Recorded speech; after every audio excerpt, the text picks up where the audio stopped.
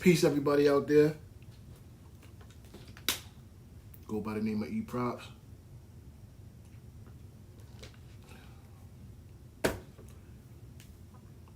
Black President show, podcast, not a podcast, but speaking to you tonight. Tonight's show is titled The Don King from 1989 on the Iron M.I.C.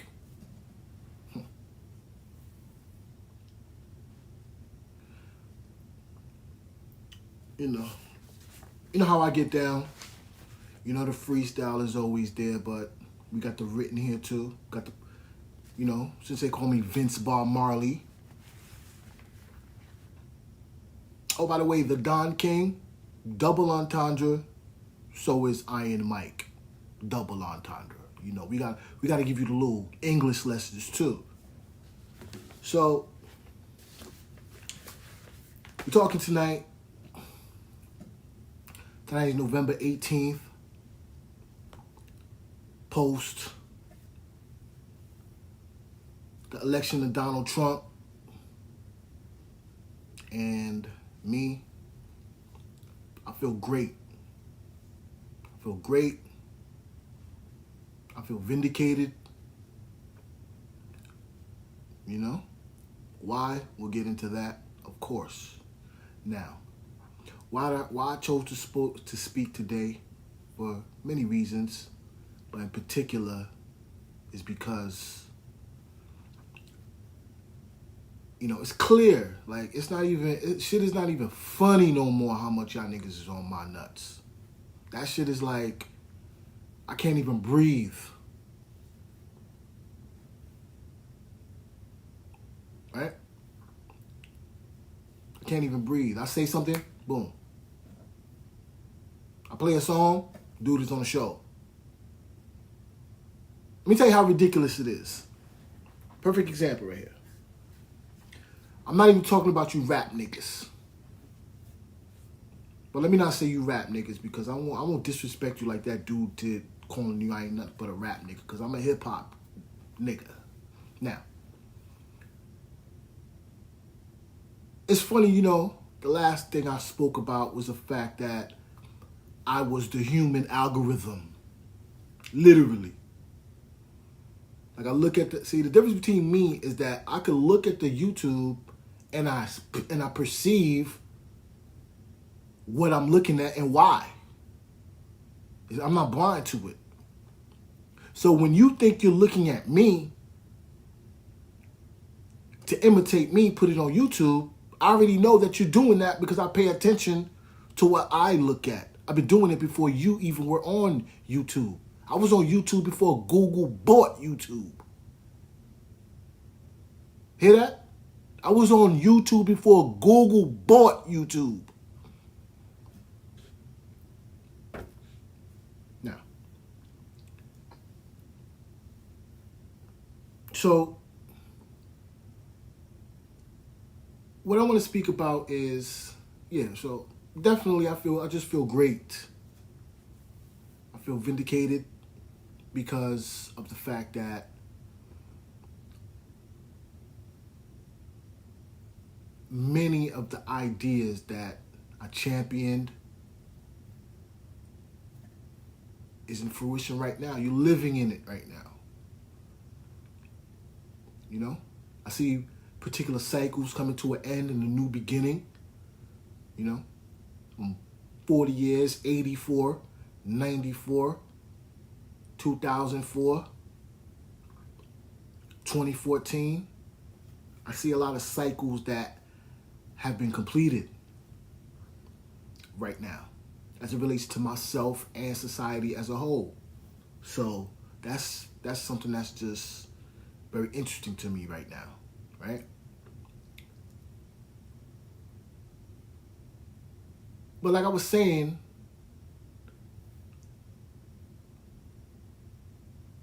I saw, to show you how ridiculous it's gotten to the level of seeing myself on the algorithm, right? So I see this commercial. What's it called? celebrity substitute. Oh, no, that's a coincidence, right? All right, you're right. It's a coincidence. Where's the dude teaching? In New York. Oh, yeah. A school that's around the way from my grandmother's house. My grandfather's house. PS9. But what's infuriating about it is that not only I'm looking at that celebrity sub in New York, but who hosts it? Who sponsors it? Amazon Prime. How deep does this rabbit hole go? Now, so that's just an example of just this total like attempt to bite my style without acknowledging me. Now, that is why Trump won. That's why.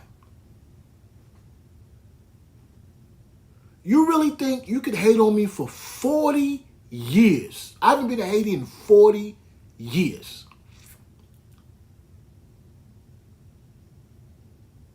And you don't think that there's going to be some type of get back? Clearly you niggas been hating on me for years. Clearly. That shit is not even like a... But now you looking crazy because like you trying to be what you hated on for years and that shit ain't working. Case in point. Which is why, not why I'm talking, but... but first of all, this is another one of the merchants. Again, why I feel vindicated. Because I've done everything I said I was going to do. I've done it.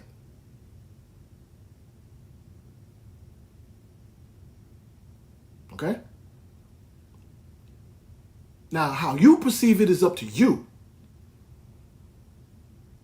But I'm definitely going to call it out and let it be known who did this. Not Umar. Not Tariq. The God. Not Charlemagne. E-Prop. That's why the Trump thing is ill too, because it's about New York. It's about New York. It's about the fact that you hate New York, but you want to use hip hop. How that work? But now let me just go through the line and just done y'all. But first I'm going to give a shout out to a couple of people because, again, Flatbush, you guys stay trying to do some Flatbush. All of a sudden everybody knows about Flatbush. Clickbait, Flatbush, like to make me talk. So if you want me to talk, I'm going to talk. So let me give a few shout outs first. I want to give a shout out to the girl who lived next door to me. She was fine though. Okay. When I was younger, she was from Jamaica. She lived next door. So she was the first one to make me feel a little, a couple of feelings, But I want to give a shout out to her because when she was walking up the block, when I saw her years later, when she was talking to me, she had nail polish this color. I wonder why. And then we want to give a shout out to Champagne George too. Don't say nothing. All right? So if you want to talk, let me talk. Now, this dude Shine.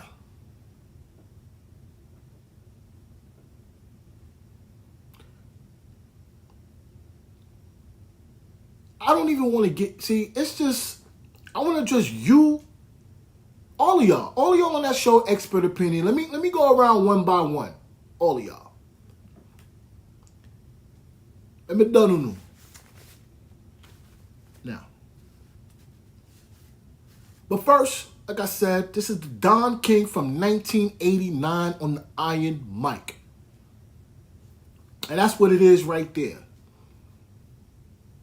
You're looking at, the alignment with Trump. When I start, it's a rap. All that Haitian King of New York, the God, I'm this. It's over. Over. New York. Hip hop.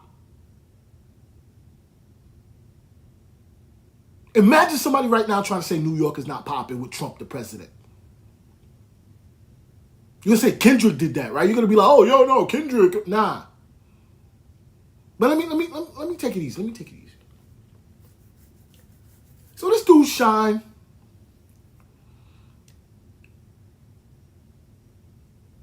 this whole situation with Puff Daddy, I don't know who Diddy is. I say Puff Daddy. Puff or that dude. Right? So all of this is going on, and the behavior is just like, it's almost embarrassing. Like, is this real? But it's a few things I want to point out because,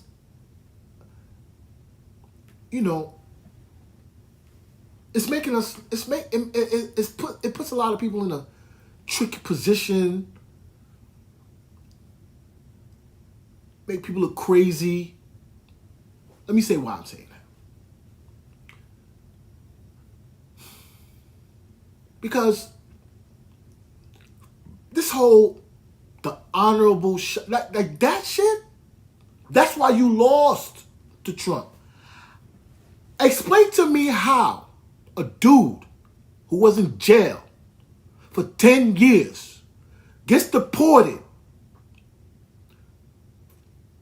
is able to become an elected official in their country, and then is able to come back and be on mass media?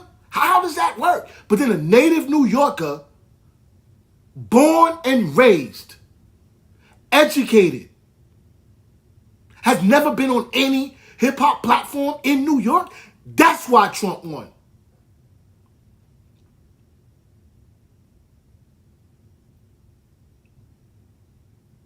Because the people making these decisions are people who think they know hip-hop. They try to blame this on Kamala Harris. No, this was a mad coordinated effort by the Democratic Party. They had all hands on deck on some hip hop shit. It just wasn't popping. It just didn't work.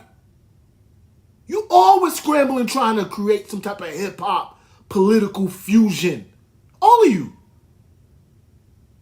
You came out with crazy albums.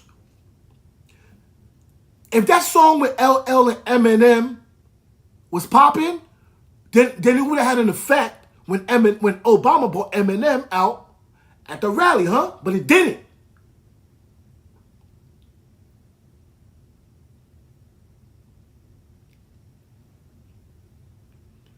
Now,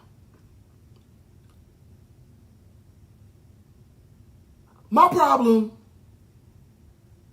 besides that, is again, a dude from another country is an elected official, but there's not one person who's a hip-hop head who's elected in New York City. Ask yourself why.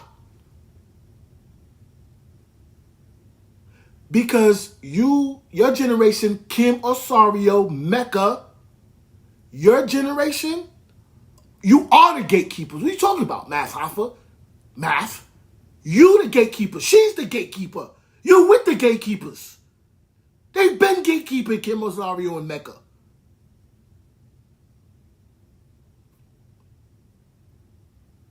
They've been gatekeeping.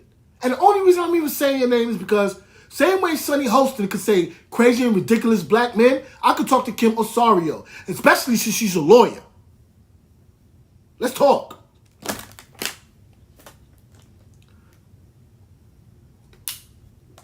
Shiny been biting my style for 30 years. 94 when you saw me on Stevens Court, you didn't rap. That's one.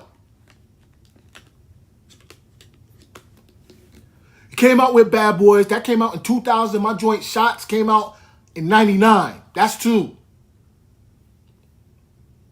And that's why Foxy changed her style too. She wasn't on no hip-hop reggae, nothing.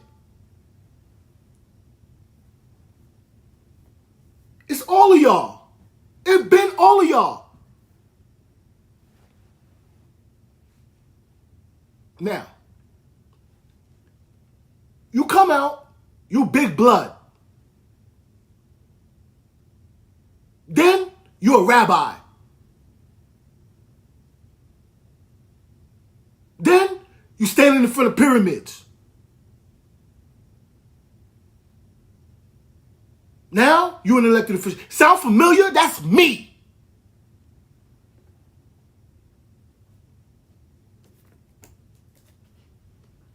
And the nerve. See, that's why you niggas think you so smart. Listen to this.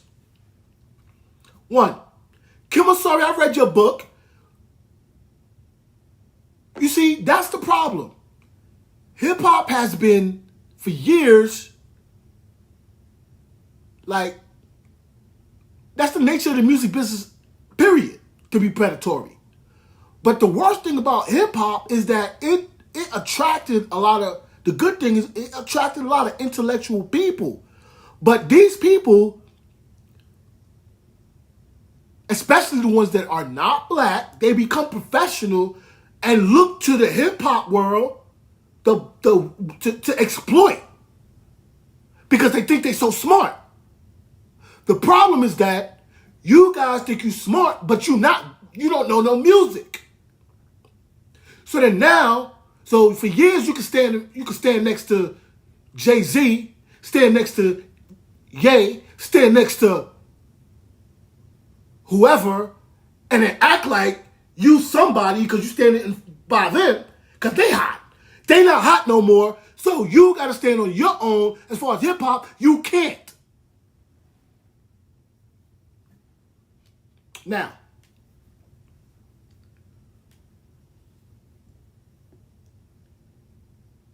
why would you drop your joint November 18th? We all know that's a significant day in Haitian history. That's the day that they fought for independence. So you want a war? It's war, you want a war? The worst part is, then I watch a movie, you're wearing a red and blue polo shirt that I wore in the pyramids in Egypt. Y'all playing games. That's why you lost. Because you've been hating on me my whole life. You can't admit that you have. So now you want to imitate me. But you can't. Because I'm the original. Like I said, E props Haru. The resurrection is here. And New York.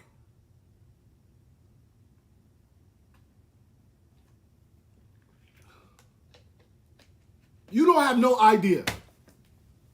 It's over. Now, I shouldn't be annoyed by that. And you know exactly what you're doing, Kim Osorio. You really think, listen to this logic. I'm Haitian American. You want me. Your logic.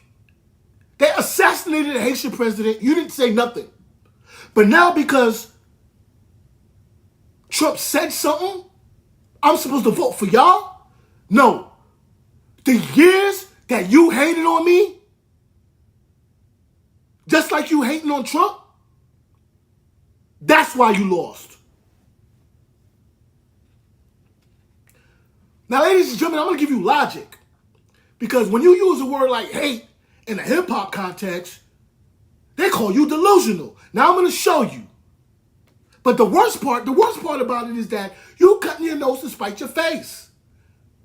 Because again, I don't have no felonies. I didn't beat people up to make them play my song. I didn't play blood and bring 30 niggas with me to intimidate people. And I could have easily did that years ago. So you try to be agreeable, professional, which is what I am. And people hate on you. That's what I said, a professional player hating. You're looking at 3 right there. 2, at least. Man, if I don't even know. Man, let me done you right now. You talking like you're not an expert. All right? You're a good battle rapper. You're not a dope hip-hop artist. Maybe in the future. There's a difference. And I'm not just dissing you. That's how it is. It's not easy.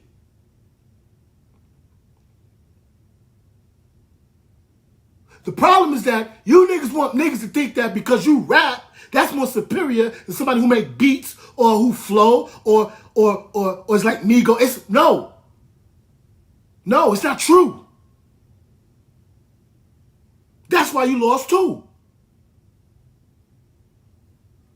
Now, just to show you, let me kill that like dog. You call yourself what? Math Hoffa. All right, watch. Your opinion is expert. How you got RFK on your show? All right, you got RFK. You political. You know politics. You an expert. You know, you niggas is on there saying vote for this, vote for that. But hold on. How you name Hoffa? How you into politics? But you didn't talk about the Teamster strike. How?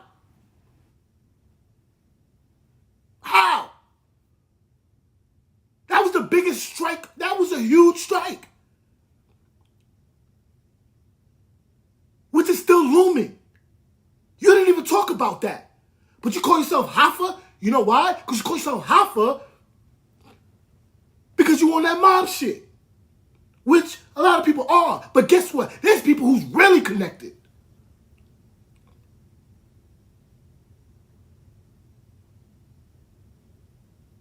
You call yourself Hoffa and you don't even talk about the Teamsters Union? Make that make sense and get back to me. Now, Mecca and Kim. Now, watch this. Listen. Now, this whole thing is about the fact that, and that's the thing about Trump. See, that's the thing. You see, people out there, I learned a long time ago, you do your work, and an opportunity will present itself. And it's a difficult process, but it never failed. You do you, and then you let the universe take care of the rest. So that's how I feel. So while I do me and said things, what happened? Trump comes in and wipes out the whole. You had every single celebrity you Negroes worship on this stage. And it's not Kamala's fault. It's not. Again, it's the people around who think you're so smart. You think you know urban culture so much that you're telling them dumb shit to do. You're doing dumb shit. And it's not working no more. Because you think you're so smart. You think you're me. But see, just like my hat, you didn't go through this. You didn't get cut in your jugular vein. And then have to go back to school a week later. See, that's what's going on now, too, about New York. This is about New York. It's about the fact that you looked into New York culture, imitated it, went your way with it, and left us here. So we stay, we do the bid, we bring it back, and then now you want to try to find a way to say, like, you did it, right? You want to wear red like the Bloods did that, right? No. Trump is from New York. We did that. I represent hip-hop. Right? I'm in Palm Beach right now. Me. Where you at? With the brand new... I got this today. Again, the real estate newspaper. November 2024. Where's yours at? Volume 22. Palavem. I'm in Palm Beach right now. Where you at? Now,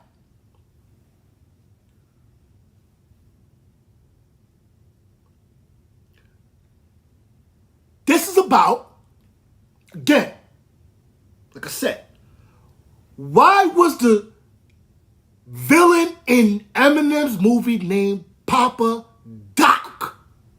Why? Clearly that was a shot at me. I've been doing this. Let me tell you something. This is 40 years I've been performing. My first talent show was at 40 years ago, 84. I've been rapping since 1980. That's the date I'm gonna say, because I was writing songs before that, but I'm choosing 1989. That's what I'm choosing. Boom, 1989. What's up? What y'all want to do? Right now, I'm Trump rapping right now. Test me. Come. Let me see. Now,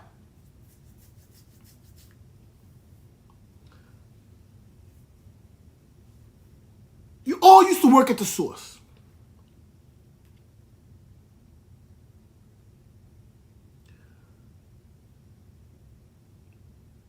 Who? Now, did that happen? Now, that's the question. Again, why was homeboy named Papa Doc? Did he not know me? Of course they know who yo. See, that's why you lost again. Because you hate a nigga so much, you don't want to work with him. You hate him. You don't talk with him. You do this. And then you want to act righteous. Like this dude, Charlotte, whatever his name is. Every day he say, drop one of Clue's bombs. He ain't letting up on that. But this is a person we're supposed to look at as being righteous. He does that because he has a problem with the original person who created the bomb. So he substitutes his name, but then want to act righteous. And that's why I do this too. Let me tell you why I do this. Like again, I looked through the algorithm and I saw this video. It says the political transformation of Charlemagne the God. And I look at it and it's like this humble young lady. She's like, yeah, she's talking about it. Very well put together. But you'll never hear it because they'll have niggas like y'all intimidating them. This and that. But let me take my time on this. Again. If you don't know, Papa Doc was the Haitian president. He was the Haitian president. Feared and hated. But they don't ever give you the context why. It's like now. Like somebody right now will be like, yo, man, I hate that nigga, this and that. And then they'll turn around and be like, Haiti, France owes Haiti $20-something billion. Let's fight for Haiti. And then I'm like, yeah, what's up? Let's work. Man, I hate that nigga. You a hypocrite. You a hypocrite. But you've been like that. Let me show you how. Again, impossible for you, that generation 90s, for them not to know me. Impossible. All right? All right.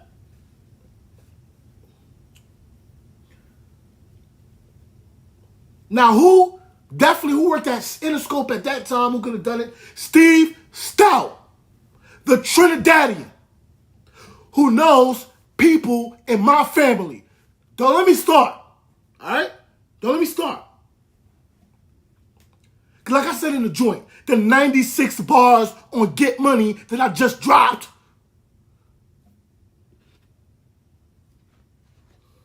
where I'm like, you put on a low family members day for the lack of, I was a child prodigy, genius with musical talent. For the lack of support, it should have been apparent with a child prodigy, genius with musical talent. This is facts.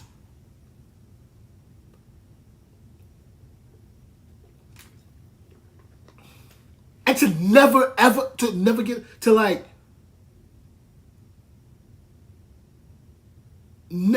get a professional helping hand or opportunity at a certain point. Definitely at a certain point. Definitely I feel like I feel like people just seen that I wasn't stopping and was like, oh, this nigga's not stopping because I haven't stopped. And I'm glad because I wouldn't be where I am right now today on top of y'all niggas. All right. At least for right now. I don't care what happens right now. I'm done. I'm done. Here's a shirt, blackpresident.com. Trump is the president. Now, this professional just been going on for years. Yeah, now, let me give you an example of the preposterousness of this.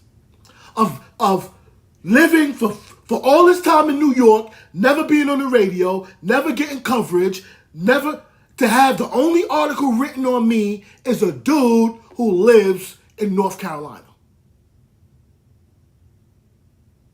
And I'm from New York. And let me give you an example, and this is the hate too. Let me tell you about the schools I went to. All right?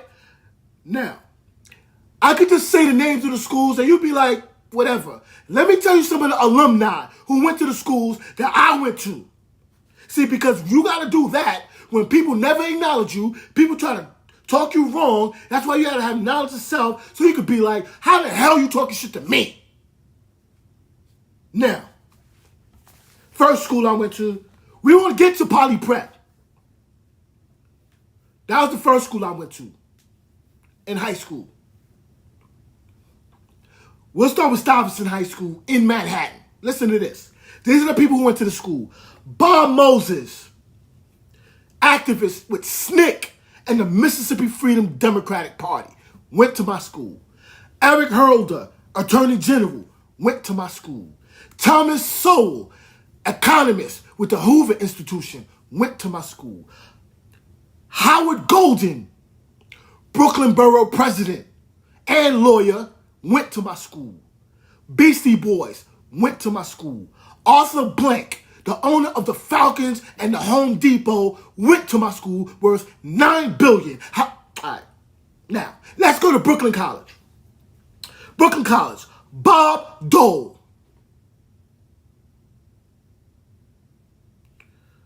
Number 2, Bernie Sanders.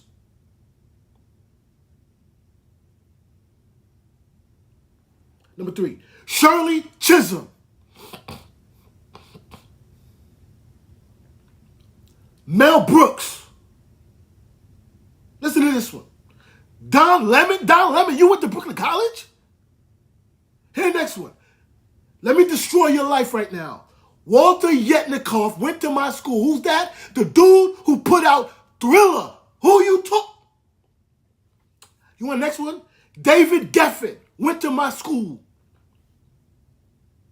John Hope Franklin wrote From Slavery to Freedom, was the president of Phi Beta Kappa, was a professor at my school. Might have been the first black faculty member in the City University of New York. Also, we got this dude named Allen Ginsberg, supposed to be like this big poet, well-respected poet. We got Alan Dershowitz went to my school. And then finally we have, listen to this, we have Abraham Maslow, who worked in the psychology department in my school. If you don't know who that is, that's the dude who, when they try to talk about what humans need psychologically, that's what it's called, hierarchy of needs. And this is the hierarchy. It's psychological. This is what they say humans, this is what the guy, so that's the guy who made this up used to teach in my school.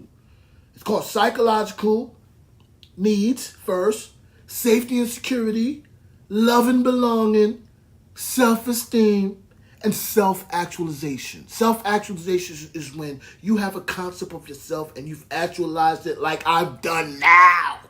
But my point is that if all these esteemed people went to my school, how in the world have I not been acknowledged professionally in New York City? That is why Trump won. Because it's a conspiracy by all of y'all. I'm going to tell you guys why. But let me tell you how ridiculous and infuriating it is. Now, my major was Africana Studies in Brooklyn College, which is the study of the African diaspora. I heard niggas talk about, oh, he don't like that. Who cares what you like? Who you? Now, the Africana Studies Department was created in the late 60s based on student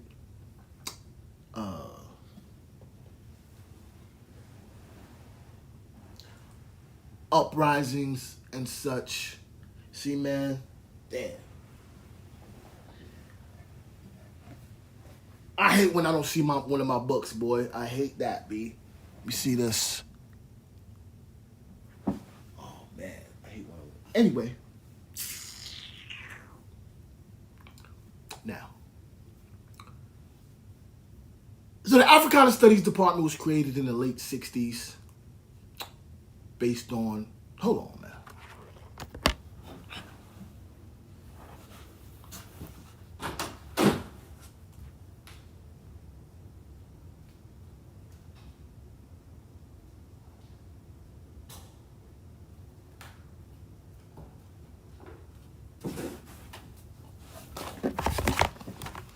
Sorry about that, people. I had to get one of my books. Now,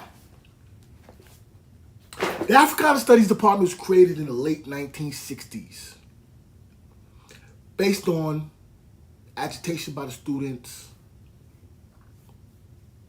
etc. You know, sit-ins, things like that.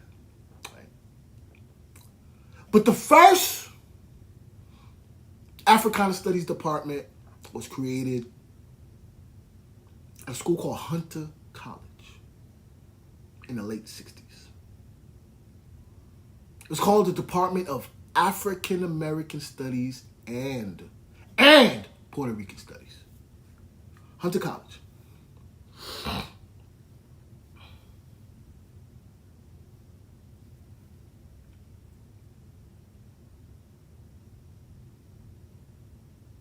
I have to pause. Because what was the impetus? Impetus means like the push behind them wanting to create. Well, let me not say impetus, because the impetus obviously was the oppression or whatever, you know, the lack of representation. What I mean is that there was an organization that pushed them. What was the name of the organization? The Toussaint Louverture Society. That's my issue. You use all this Haitian stuff, but then when I pull up, you be hating. It's like you want to keep it in the past, or keep it looking dusty, like you like to say.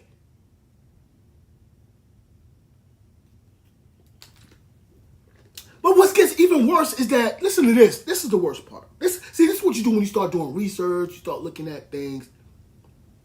So they at Hunter College, the students, at the behest of a society called the Toussaint Louverture.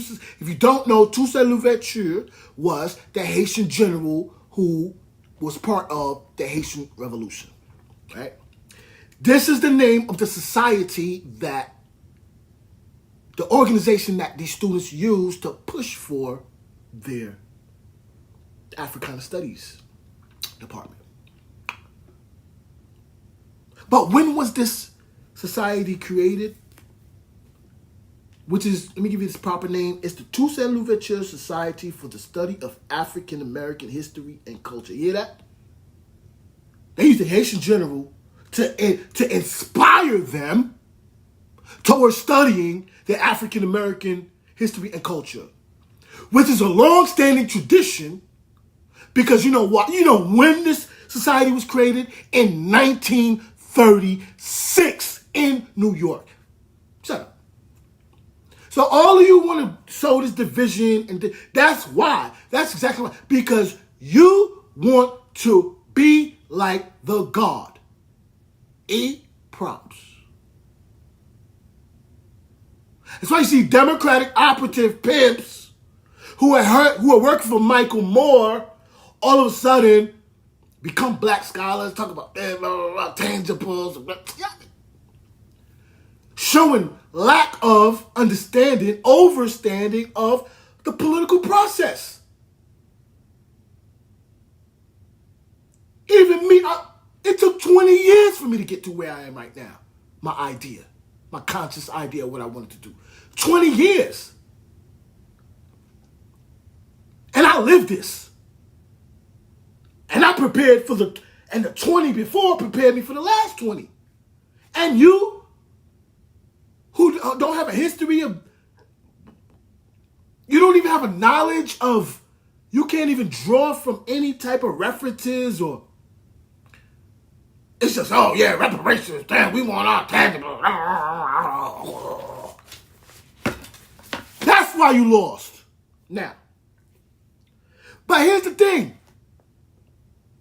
Do you know where this society was housed? Organization called the Eleanor Roosevelt Public Policy Institute. There goes that word again, public policy. So you out there who's mad, that's why you lost. You got a guy like me that these hip hop, these wannabe, see, that's why you lost. Eat that. You read my stuff so much, you saw me say MTV 1992 on Facebook. All of a sudden, you're wearing a Mecca and the Soul Brother hoodie. And hello, I see everything. But let me say something ill about the human algorithm, too. Get into a couple of other things, man. I'm looking to a couple of things I want to talk about over here, man. But like I said, Mecca, Kim Osorio, you guys, you were going for Biden. You are long-time gatekeepers. It's a physical impossibility. It's an impossibility for you both. You know, Mecca, you're arrogant. Talking about, oh, yeah, what else is there? See, the worst, let me tell you what's the worst, you know what I'm saying? But I respect you, though, because you are a martial artist and you do carry yourself with principles. I give you your respect for that. However, I must point out, you work with Busta, you got all those ideas from me. Master Farad, him wearing low, him doing BBD, all me.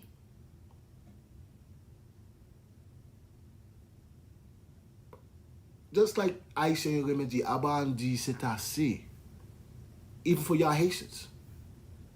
I say something about Janet Jackson and this nigga Wyclef on tour with Janet Jackson, the Stacks. Who's that? Who? What's the last time you had a hit? Y'all niggas think, especially, that's the point. You lost because you think you're so smart. You try to maneuver around me, thinking I don't know. You trying to imitate me, and once I got that clicked in my head, you're done. And you're done.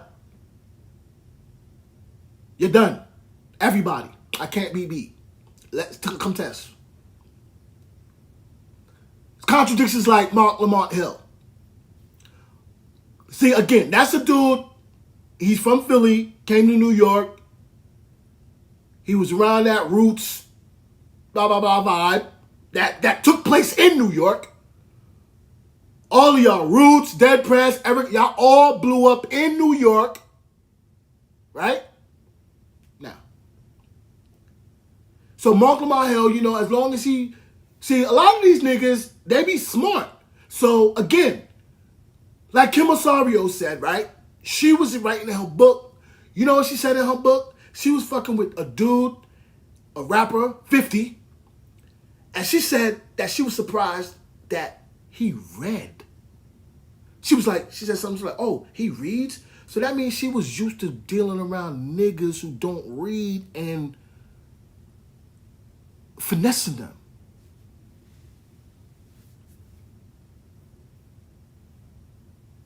Which is, yeah. I'm gonna break it all the way down. Hold on. So they be around these hip hop, like they pray. It's like praying, and so you could be a little bit book smart, and then you might have a little voice. You might talk like this, and then automatically, you know, you fool people into thinking that you're more intellectual, especially if somebody has that lack of self-esteem to think that because they speak black English that they're not as intelligent. Niggas been preying on people in hip-hop for that for years. They know they can't do that to me. That's why stay away from me. It can't possibly be talent. I went to Brooklyn Music School. That's in downtown. While I was going to school across the street from the projects, what you talking about? You think it's talent? Anyway, it's professional player hating now. See, the thing about Mecca, you were at the source. You wrote that article where you were trying to pick up Mecca and Greek, all these other Haitian niggas. You trying to diss me? That's why you lost. That's why I did the song. Picked up the new issue of the source and they say Haitians and hip hop full force. 30-year NYC bid. Now how the fuck niggas ain't shout? I'm talking to you. To y'all. That's why Trump won. All these years you've been hating on me?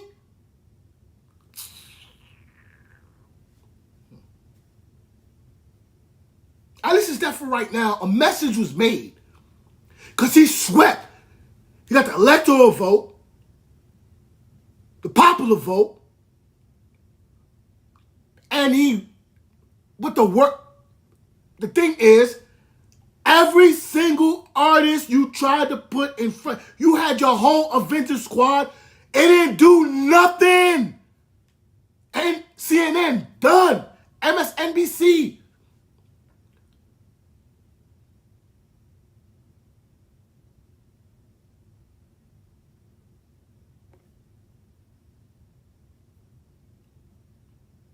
You've been doing that. Now, Kim Osorio. Now, here's the thing. I saw Benzino. And I know y'all niggas. No. I know you. Now. He wants to all of a sudden come out and talk about Eminem. Like, that's his thing. It's almost like he does that to get his black card. But again, you said you cool with Stout. How Stout put Papa Doc in the movie? He got to know because Red Hot lives, I didn't even know, he lives in Atlantic Terminal, which is up the block from my grandmother's house, and he worked for Foxy, who live around the corner. You niggas been hating on me. That's why Trump won. Let's go. Now. And the alignment is insane. I don't even want to start. Now, let me kill it out. Number one, why is Bakari Kitwana hanging out with Fat Joe? Bakari Kitwana, where you been? Bakari Kitwana is a dude, when these niggas was in the hip-hop politics in the early 2000s, he wrote a book called Hip Hop Generation. Haven't seen you since. All of a sudden, after I wrote, after I've been doing the hip-hop thing, political thing, since I touched down here in Palm Beach. You come out the woodworks. See, that's what I'm saying. Obviously, Fat Joe's a Democratic operative. So, Bakari Kitwana, how you linked in? Because all you cats who was hip-hop political niggas, you all went into the Democratic Party. All of you. All of you. Starting with Chuck D. And KRS-One. The KRS-One shit is illa. Let me tell you why. You see, Papa Doc's opposition was a dude named Aristide. So they say. So when Aristide came to power, that's the wave Wyclef rode. But here it is. How am I watching television and then I'm watching arts? And that's another thing too, man. KRS-One need to stop with this whole I'm underground. Nigga, you are all of y'all mainstream. It's even, see, let's take it modern. It's even this thing with Kendrick Lamar. The contradiction. It's like, and you know, the thing about it, and the thing with Shine too, on the serious, it is about spirituality. Because again, I wrote Is Hip Hop an African Religion, which I went to many conferences in New York and did, presented. Right? I've been pushing it. But no acknowledgement. But the undercover competition is insane. Especially by them. Like the dude Bondelli. I don't know if I said that already. This dude, shout out to you. I think I already said that. Shout out to your grandmother. I already said that about how like your wife was at my shit and then you bit my whole style. Now I'm not thinking. Shout out to you, Miss Sophia. But them niggas be hating too. All right. So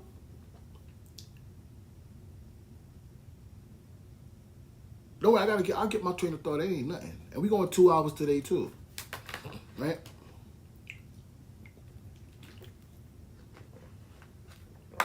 So this dude shot again. So after I do that, every single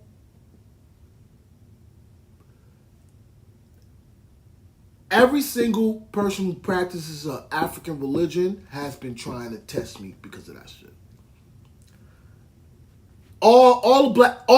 The entire black conscience, because it don't make sense. How do you come up with, is hip hop an African religion, go to Egypt, have a degree in black studies, and no black conscious niggas know you or try to holler at you? You hating. That's why Trump won. You hating on New York. But you can but let me show, but see what you don't understand. This is divinely inspired. Let me show you.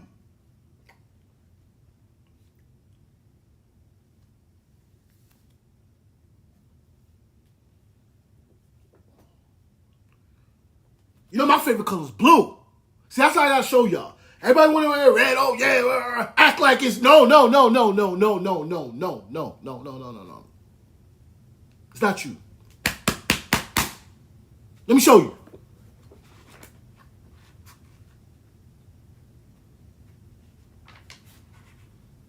This is called civilization or barbarism. Me see Muta Baruka, y'all try to show the thing and show that you run the order, me run the order now. Me.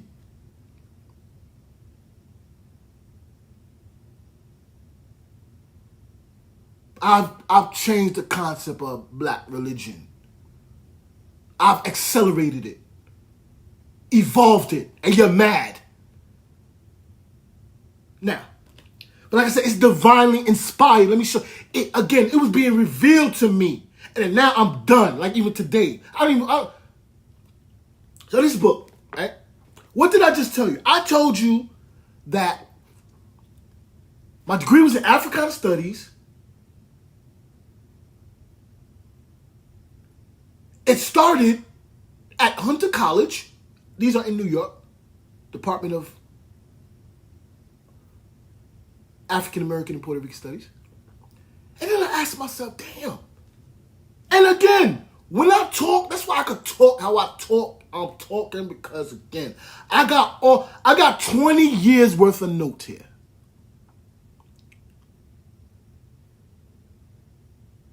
Immaculate notes.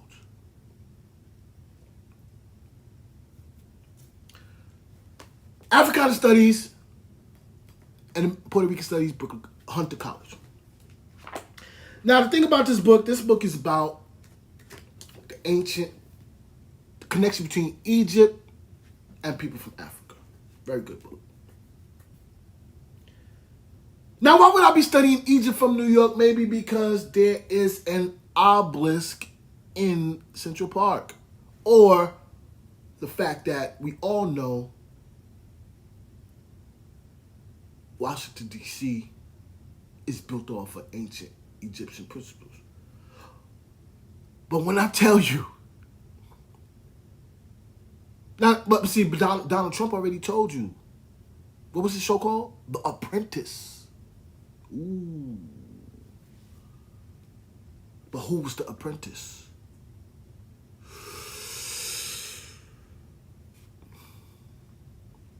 Ooh. The answer will destroy.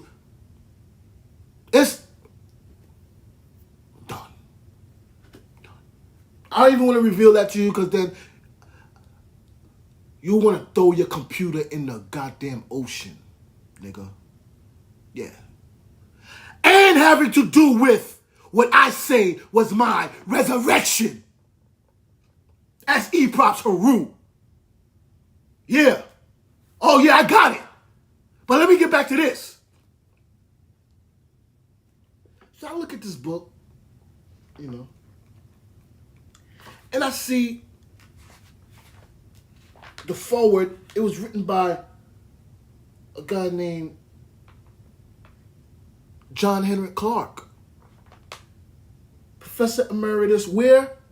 Department of Africana and Puerto Rican Studies, Hunter College, New York City, August 1990. Where were you then?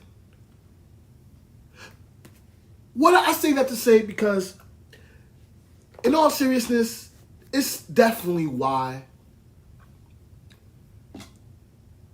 you lost. Again, I gave you all my credentials,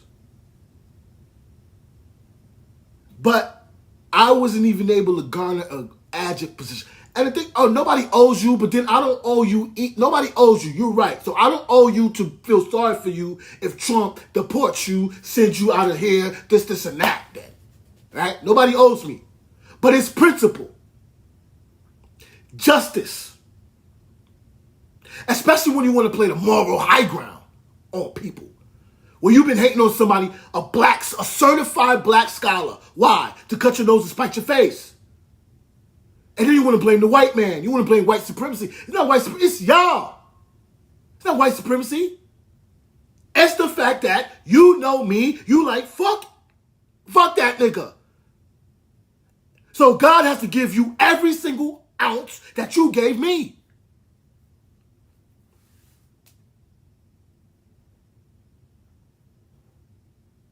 Justice. Now, I say that to say, I definitely feel like I've been discriminated against by the people who call themselves people of color and LGBT in New York. Full stop. And the black but I don't call it blocking. I call it professional play hating. Because you can't hate on me because of what? My skill level is on the top. You trying to be like me. So what excuse do you have? Oh, maybe I didn't sell enough drugs. I didn't beat anybody up.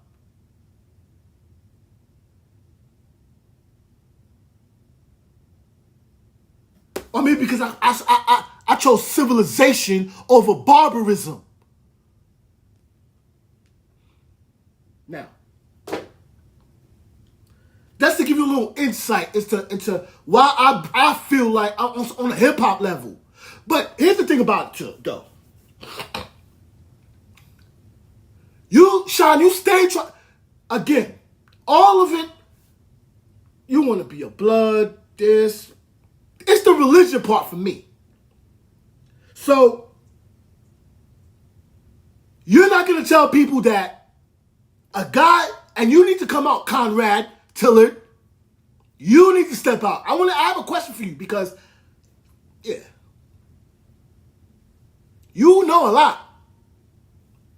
But the point I'm saying is that while Sean, I don't even know if you're in it. I hope you talk about how, like, when you were going through your trial. Let me tell a story, y'all. This is the story. Again,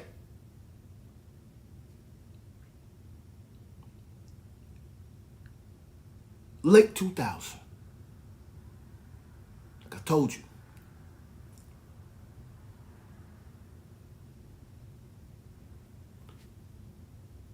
Election chaos. I took the LSAT for the first time. It's the law school admission test.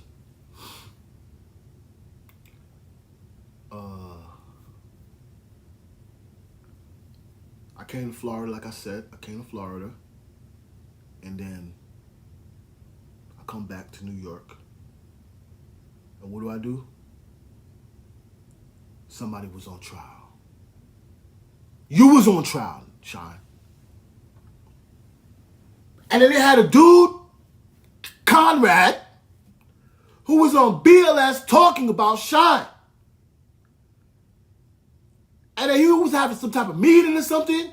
Uptown, Harlem, Adam Clayton Powell building. Who goes? I do.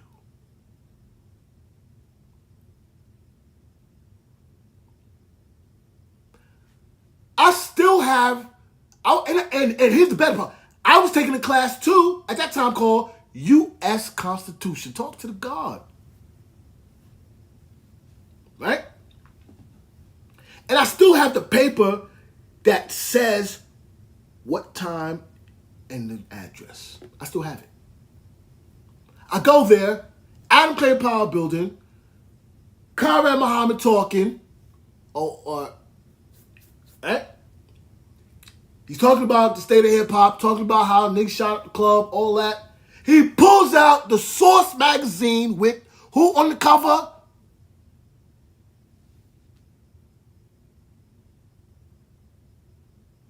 Trick Daddy. Wearing what? Something I had the same thing on. He had on a polo Scully with the flag. If I'm lying, I'm dying. I'm going to finish that story right there. All right? Now, what else I want to talk about? So I'm done talking about Shine. I addressed y'all. Let me talk about some different stuff right now. We can go into further for everybody else. Just on the basic hip hop level, that's why you lost. I'm talking to you. To y'all. Especially my generation. You hated on me for 30 years. You got what you deserve. Sorry. Haïtien qui t'a permettre nous Eastern Parkway n'a parlé. Qui est-ce que mais Trump Biden nous sommes honte qu'on y a là. C'est vous Trump flanquer nous tout d'ailleurs.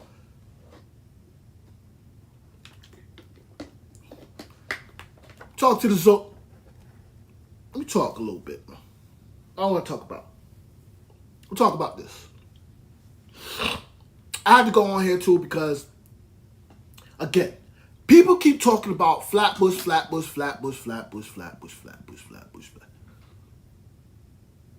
Like when he talked about the thing today about this dude Shine, all of a sudden, see, that's how you know people don't know. They're like the East Flatbush native.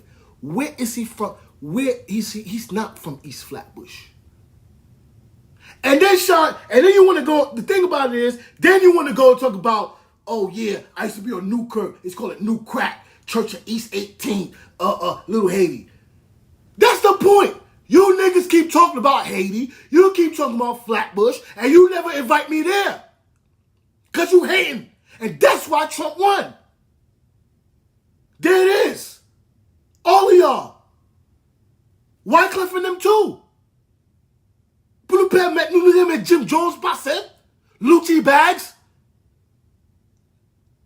Zoe, Red Eyes. What y'all do? What's wrong with y'all? Get out of here. Think Jim Jones rep Haiti more than me in New York? He don't even rep Harlem the way I rep Harlem.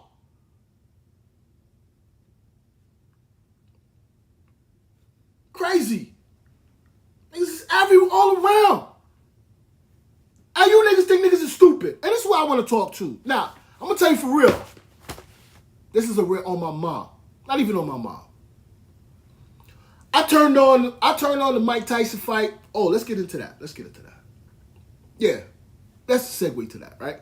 Yeah, I didn't even talk about the title. The Don King from 1989 on the Iron M.I.C. I didn't even get into that yet.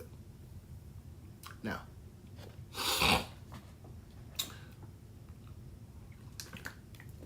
Like I said, that's how I feel. And you know what?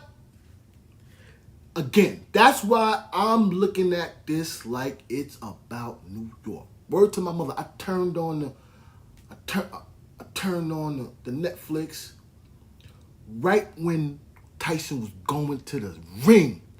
I turned it on. Right when he was going to the ring.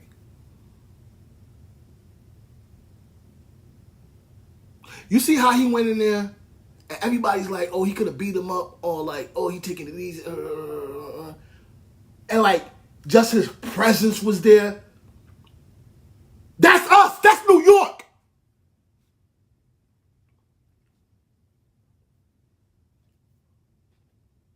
Everything about that was about New York. That don't happen without Trump, who's from New York.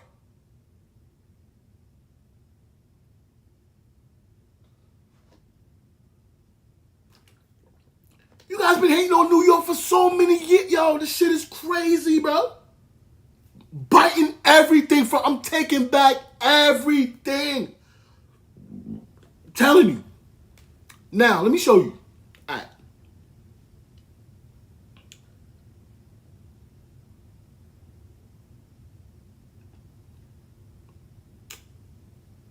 Now, I picked that a long time ago that the story, and it depends on how you want to, again, any story is how you tell it. But the native New Yorker aspect of hip hop has the city, the fact is always the attractive thing. But again, like I said, when people took it and left, they go do their own thing. We revived our thing, which began in 2008. That's when it began. When I was on a radio show that you all heard, including who? Kim Osario's husband, who manages Royce the 5'9" and Crooked Eye, and Joe Button, and Slaughterhouse, who did what? Who signed to Eminem. So how you hated Eminem, how you talk about Eminem, but then you had him sign your husband's artist. You don't think I would know that? That's why Slaughterhouse, they was always mirroring me. Even today, Crooked Eye, he wearing a Raiders hat, he wearing an Ankh he wearing a Pharaoh, and he went all black. That's me. That's New York.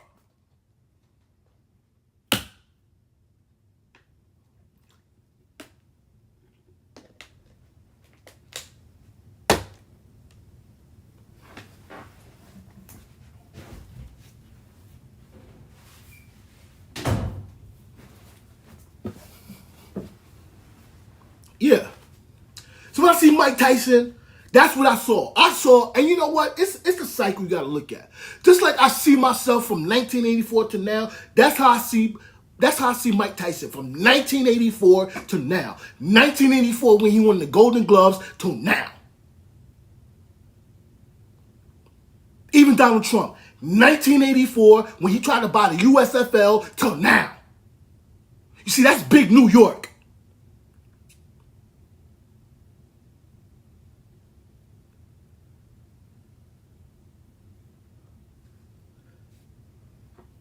That's what I saw when I saw Mike Tyson. But guess what? You guys been riding the wave. I made 90s hip-hop relevant again. I made 80s hip-hop relevant again. I'm the Black Effect. That Charlemagne want to act like that's why that shit is bullshit. That's why,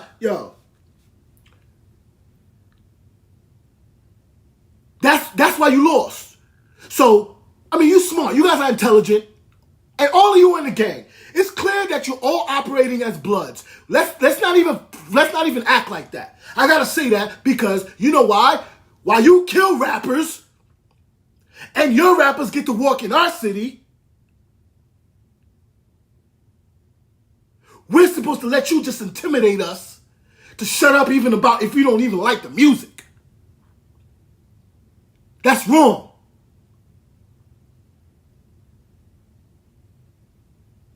Especially when you stealing styles. And Kendrick, that whole shit is me. Let me show you how ill that shit is. There's a dude from California. His name is Top Mac Nigga. That's his name. Just like I told you, the other dude changed his shit. Because I studied that, of course. I studied the game. So I know who was spitting game and turned into politicians. Like your boy Tariq. So Top Mac Nigga was another one of them niggas from California. A blood. So word to my mother, I'm watching the algorithm, and who pops up? And I've been watching him since '08 to the point. Let me break it down, bloody. So that dude Bosco, yeah, when Bosco had to fight with the dude, and then nobody know, and then Bosco all of a sudden is in Flatbush on Church Ave.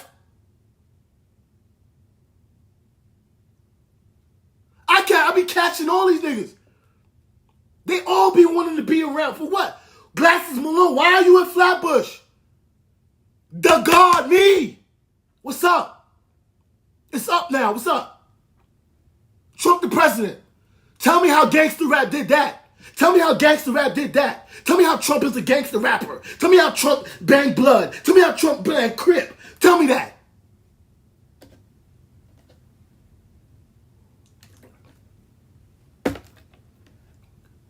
You been biting us. So I see Top Mac Nigga, right? And I look at this wall. Who is it? Snoop, Kendrick Lamar, all red, blah, blah, blah. He don't want to watch the Tyson fight. So I'm like, yo, guess what? You watching the Tyson fight. Trump is the president. I'm from Brooklyn. I'm in Palm Beach. And I'm telling you, we did that. And you trying to tell us that Kendrick did that? He didn't do that. I'm going to tell you how. I have a cousin who's Haitian, who's married to a dude who's down with them LA niggas. He be feeding them niggas. He know Big U. He know all them niggas. I'm sick of that shit.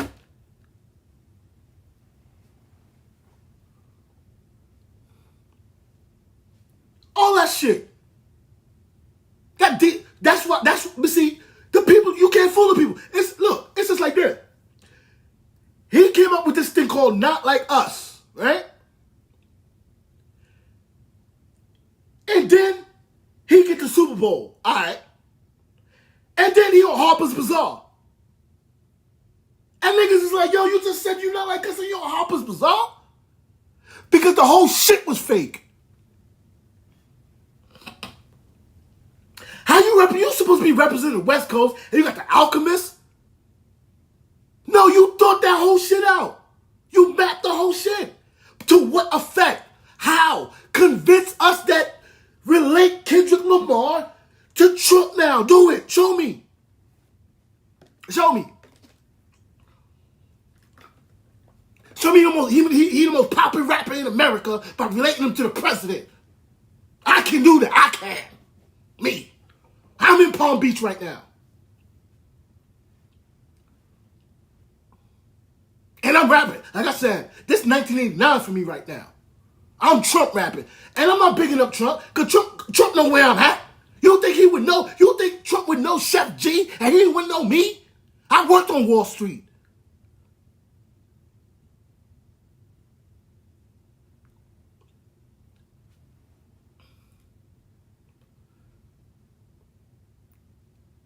The school that prepared you for the law school test, right, in Brooklyn, is in Trump's neighborhood. Who you are talking to? Brighton Beach. You know me?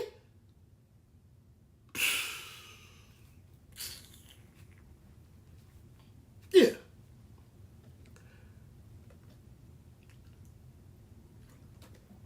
All me. All Kendrick Lamar. All me. Everything. The whole idea. You talking to Ray Dalio. What the hell you know about economics? You niggas is going to Africa and putting Compton in the Africa. Man, get the hell out of here. Even I'm complete. See, I don't have a problem being transparent for you text niggas. It's like this nigga Lupe. All of a sudden, Lupe, he got a jacket on with red, black, and green, talk about karate. Nigga, when you used to be a samurai, now you're a red, black, and green karate nigga?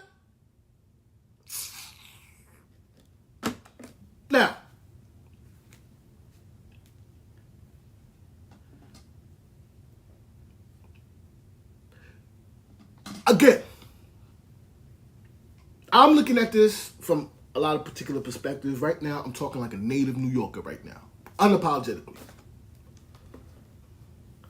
Because I want people to tell me that New York is not on top right now.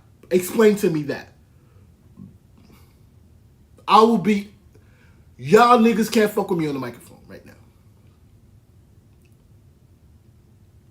Now,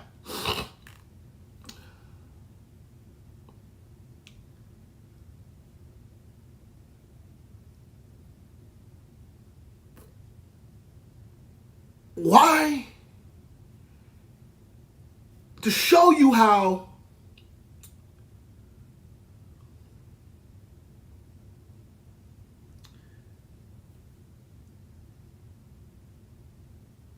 I think that, the exploitative aspect of this is what gets to me. Again, people looking at your ideas and not helping you monetize or whatever, right? All right. But what's bad is that coming from New York, a hip hop person, is that, again, this whole, like, cats in hip hop who, like 50 Cent. Let's talk about 50 Cent. Clearly, 50 Cent, you have some type of law enforcement ties with you. Let's talk about it. You get to talk crazy. And that's the thing, too. Let me say this. To all you liberals, especially in New York, especially a nigga like Ebro. You niggas let 50 Cent say anything to anybody, disrespect any black people, say anything, and you niggas sit back and laugh. That's your number one bodyguard. As long as you niggas, that you know a nigga on a nigga nuts when you say fifth. And that's the thing too. And this is how I'm talking. Because I have, of course I follow 50 him. But the thing about it is that, and this goes to, this situation as far as, because it's a little WWE-ish, but then I keep my eye on it because not only I'm a hip-hop head, and I'm not going to let anybody ever tell, I'm a New Yorker, native New Yorker. I don't give a damn who you are. You can never, ever tell me I can't do hip-hop. How? That's one. Right? And number two, we have to be able to look at who is it that we acknowledge as the creators of things because of the business opportunities involved. Right? And that's why I'm perturbed about this whole Haitian thing. And I don't want to deal with it because they hate me. I don't want to deal with them. But again, I do it to style on these Haitian niggas who know I'm here but keep acting like they fronting on the microphone. Ebin paye pou nou. Et nou kon sa, depuis lè nou kon sa. Alright. But because, again, it's for the humble Haitian people. The people who go to church, the people who, they're more humble. So I always looked at myself as a person who would be an example for Haitian Americans born here or even come here who might be suffering from identity crisis, which is what a lot of people have done, including Shine. He's going through it kind of right now. But so a lot of times people look for following, look for things, and I always said to myself, well, I'm going to try to be a rapper for that community specifically in order to help them avoid pitfalls. But it seems like there's a like you niggas want to be on some Haitian shit so bad, and that shit annoys the shit out of me. Because it's like y'all getting it on, and I'm like, what's up? And you don't want to let me do my thing. Like, you want to act like, oh, yo, we over here in America, too. That's what's worse. All of the people who control the West Indian Day Parade, none of them is American born here. Yo, tout nous tout, halefeo, pas que nous yon qui est américain. Nous tous sont d'Haïti. Et puis c'est ça qui fait nous haïm. You keep trying to push Tony Mix. You think those millions of people on that float know Tony Mix? Permettre-leur parler. Qu'est-ce qu'ils auraient bailler dans notre temps? Faut tout there, nigga. Now,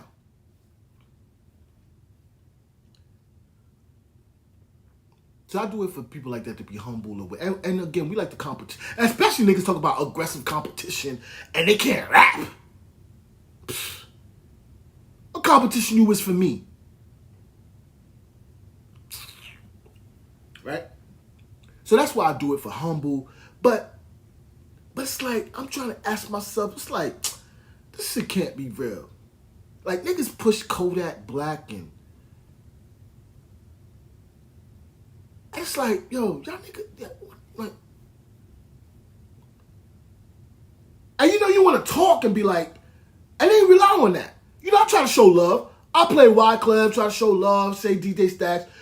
These niggas rather take that as me bigging them up and not coming back and say, yo, what's up? But they take that as me co-signing them. I'm not co-signing no Wyclef, DJ Stacks.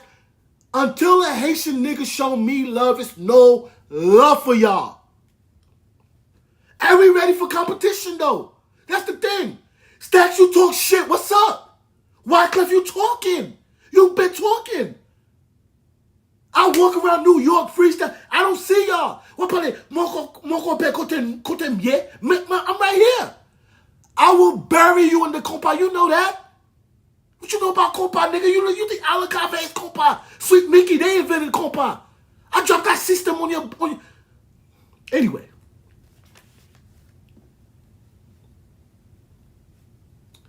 So, this whole Haitian is Haitian.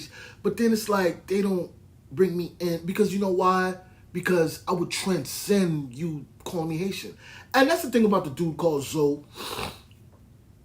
Who Zoe, you're biting me too. Hip hop. He wrote a book called Hip Hop Republican. Come on, man. And this whole thing about cuddling up with Jim Jones over the guard. How? Y'all nigga Lucci like.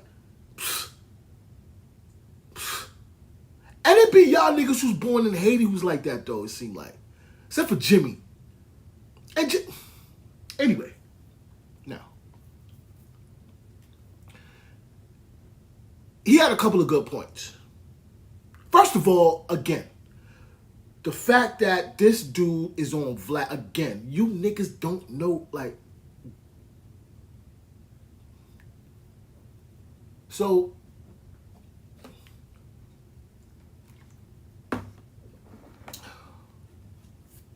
boys on Vlad, and I mean, I guess he's free to discuss about his relationship with Jimmy and what have you. So, but my point is that I have a few points. And again, why I watch it too, because like I say, I don't like the fact that like Yayo is so comfortable around 50, and he had beef with Jimmy. That shit don't sit right with me like that. So I sit back and observe. Because 50 Cent is not picking me up and throwing me in the bushes.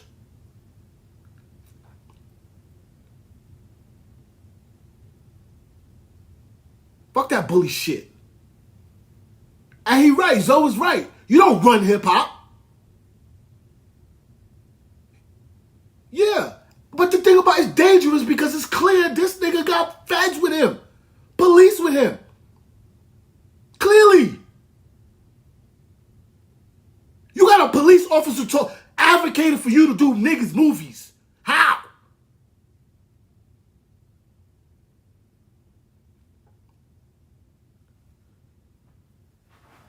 Dude on your charter with a big red tie. We know what's going on. We know what's going on. Tell everybody though. Don't try to act like it's some type of meritocracy. No, y'all niggas is on some whatever you on. My point is that power. You got that from my blog. You keep right, and obviously you was again, like I said, you was some Nigerians because how do you go to Shreveport and then you got some shit called Meet Me in Lagos? That's why you lost.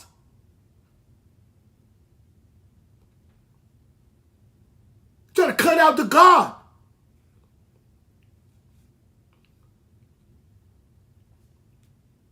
And then you want to diss the dude Omari Hardwick. Just the fact of 50 Cent used to humiliate niggas who were on majors. We all know about the conversation with Cameron and 50. Then it was Beauty of Independence. Again, who trailblazed that?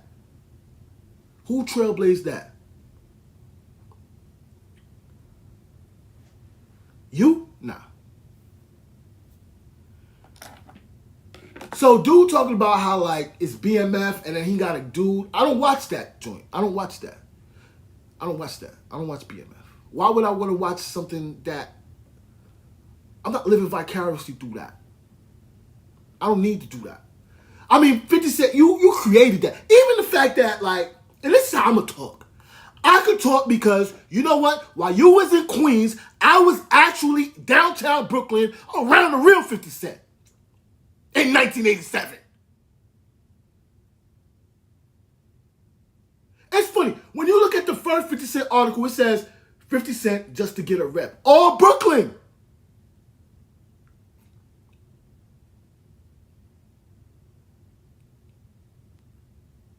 So we see the show, he dissing. It's like he dissing, he calling it power, he dissing King, but then you diss Slow Bugs, you diss Woo Kid, you diss Sean Money XL. Why should Haitians fuck with this nigga?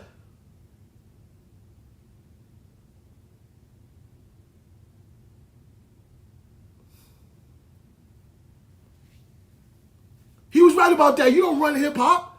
Take a picture of people's mother. See, that's what you dealing with.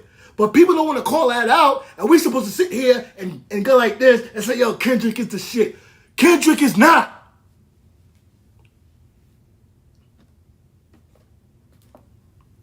All of it is manufactured. All of it. You gangsters. That's cool. But don't try to hide back behind righteousness. That's why you losing.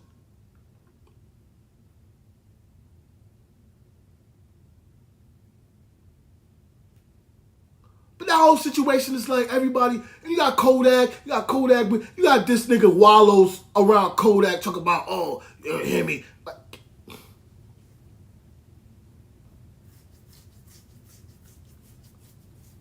That's the funniest thing. Niggas want to listen to the nigga who was in jail mad years, but not the nigga who lived mad years and didn't go to jail. Make that make sense.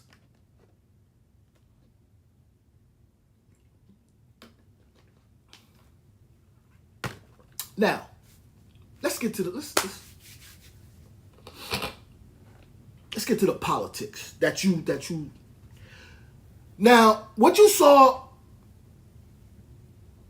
was years in the making, right? But it definitely was aided by, again, members of the Democratic Party's arrogance in the fact that,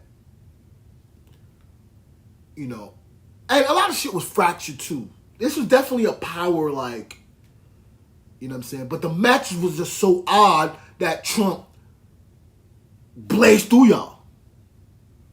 Because you know why? One of the things is that people appreciate a boss. They do.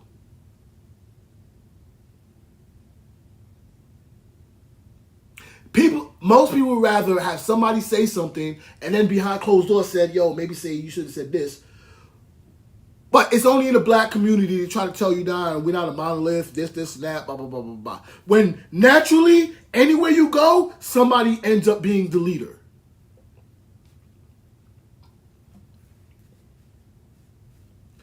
But I'll be damned if I sit here and I type and you niggas keep stealing my shit to go implement. I give you an example. But see, God is on your ass. Let me show you how I see everything. Right? Number one. It's just the fact that, let's start with Bernie Sanders. So Bernie Sanders went to my school. That's one. That just goes to show you how my school opens the door of political opportunity and grooms people. They didn't choose to do that with me. They did that with Jumaane Williams, the public advocate. That's what they did. Clearly. Now,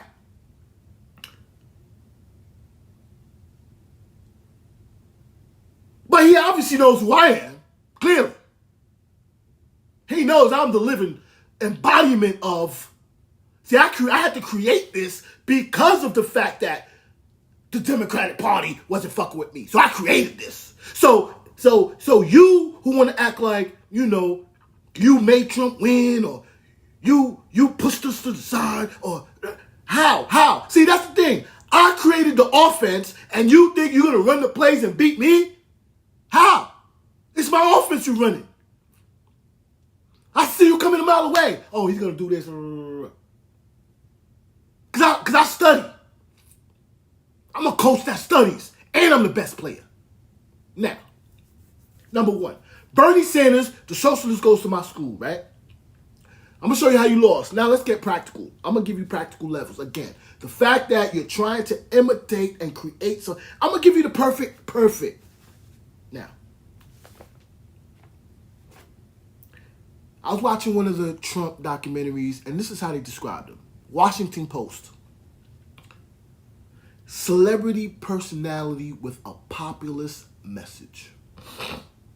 Another person called him a street fighter. Another said that he was the zeitgeist of America. Which means, zeitgeist means that you're the personification of an idea. Now, ladies and gentlemen, if you were to envision hip-hop today relative to what's going on in the world, how is that not me right now? In every way. And that's why I'm a god in hip-hop. The god. Now, so these celebrity personality, populist, mess, street fighters, that's how they describe him. Sound like they're talking about me. But see, that's the point. Now, let me show you again practically why the Democratic Party lost. They want to say it's Kamala. No. It's the fact that you keep trying to create something that you can't because it's not organic to you. And you don't want to use the organic thing because you know you would lose power. That's a lot of it too. Sharpton fought with Jesse Jackson. That's what happens. They get to a level, especially if they're discriminated against, then they're not going to let anybody get close to them that's going to beat them up. That's what happens. That's what happened to the black political people in New York. Now, Bernie Sanders. They've been trying to give him a hip-hop orientation for years. First it was, I seen EPMD come out to perform for him in Prospect Park. I think I seen that shit with Jumaane. That was one. Then, of course, we have Killer Mike, who was real quiet this year, boy. He didn't say nothing. But, let me tell you why that shit is bullshit. Let me show you. I'm going to tell you how that shit is bullshit, number one. Number one, how in the world did Killer Mike from Atlanta hook up with this dude from New York, LP? You lost right there. You lost right there.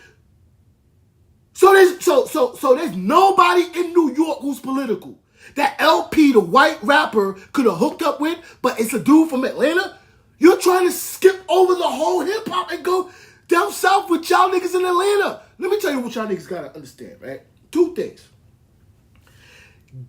And you did it again. Again, you tried to, and whose idea was that? This goes to the point of Tesla Figaro, because you said you worked with Bernie, had to be your idea. You're part of that team too. Let me tell you how that shit is bullshit. Number one, you gotta stop thinking because you have a southern accent, that means you're more blacker than anybody else. That's bullshit. I've been here for 8 years. Because this, and it's political too. Let me show you how it's like on some political shit too. Because while people down south tell us to vote Democrat, right? They'll be like, oh, we're voting Democrat. When the Republicans in power, they do fine. You know why? Because they socially can adapt to a Republican environment. Because it's in the South. Yeah, think about it. When Bush was the president, that's when the South blew up. That's where it blew up. It started a little before, 97, 98. Bombs over Baghdad. See, that's the difference between me and you. I can talk about the music. Bombs over Baghdad come out in 99. Stan Konya comes out 2000. Boom, they're gone. By 2004, they go diamond. When did Miami blow up? 2000s. Early 2000s. So that just goes to show you that, like, how that's why this is ill right here, because Trump being a Republican is like, he's in power, so, but he's from New York. So it's like, that's the only way New York could have had power if a Republican is in office. Think about that. If it was another Republican that was in office right now, nigga, you wouldn't eat nothing if you was from New York. But yeah, you keep trying to create this strategy of hip hop with politics without a nigga from New York. It's not gonna happen. It's not gonna happen. Get that out of your mind. But let me show you how that shit is so Killer Mike, just like David Banner stole my whole style, talk about the God box,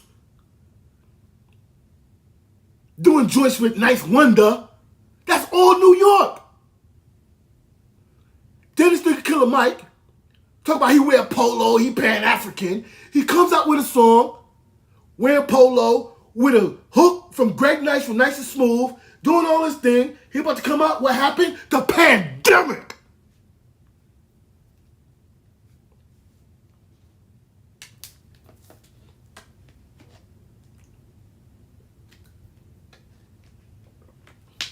Even the 50 Cent going to Shreveport to develop economically, and you think that shows you that right there.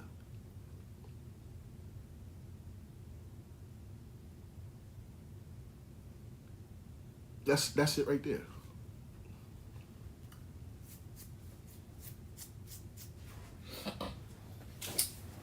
By the way, let me talk to Steve Stout. Steve Stout, I seen you on the show, I.M.I.C.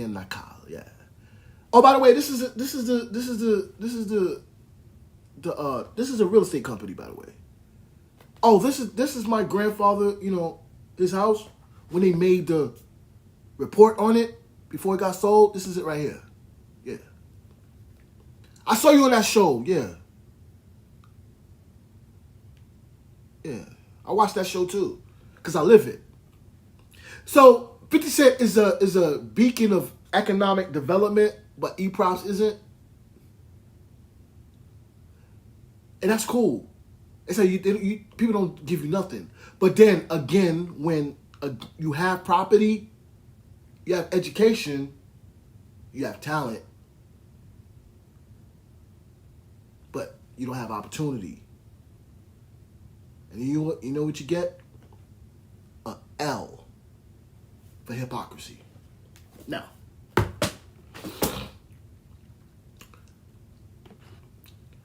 the lack of, and again,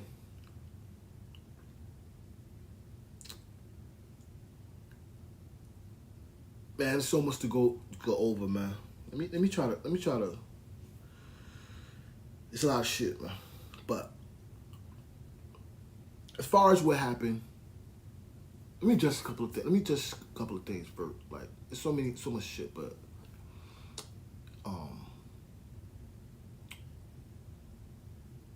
as far as what happened with Trump, I would say that, again, long time coming.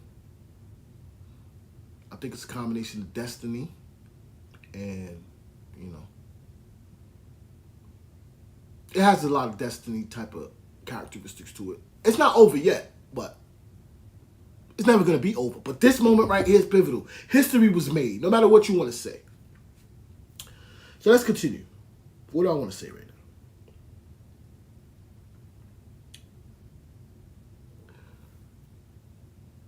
What happened is a long time in the making. So I want to talk about the people who, since I've been studying politics a long time, who kind of paved this way. And what I mean paved the way of, we see a significant bump in Republican voting. And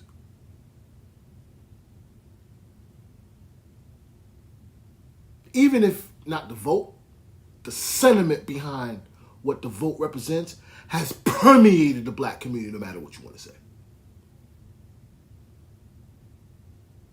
All of these, see, that's the contradiction. So you wearing black, you wearing African this, you wearing this and that, and then you're an LGBT activist. You stole that to put with that politics. They're not naturally put together, and that's why you keep losing. And you biting shit. Again, show me how the LGBT community brought back pride in black culture. Show me. Who did that? No, Hove did that, right? And I got to talk about that too. This whole thing about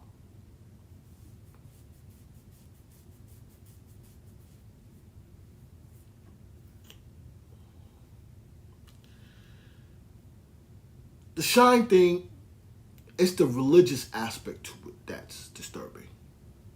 So, you go to Jerusalem, the whole concept you stole from me.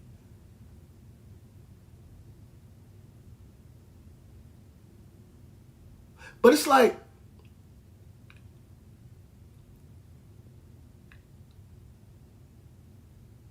how is it that,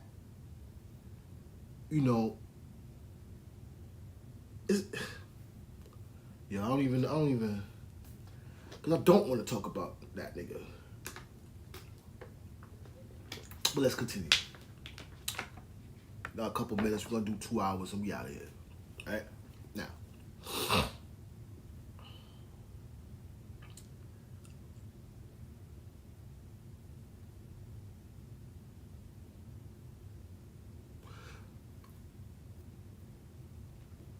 So, the move to the right, long time coming. A lot of people try to make those inroads into the Republican Party in the black community, like Tony Brown, Shelby Steele, people of that. Alan West, do you know who that is? You don't. But the person who I feel like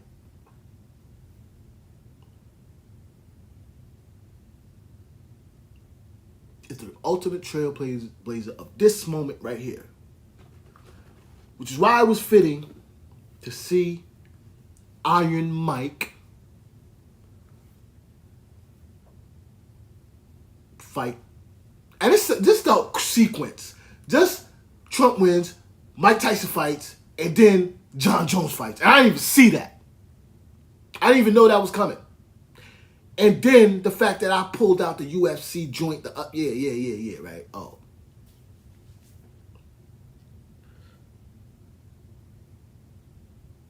And that person is undoubtedly Don King. Don King is the trailblazer for this moment right here.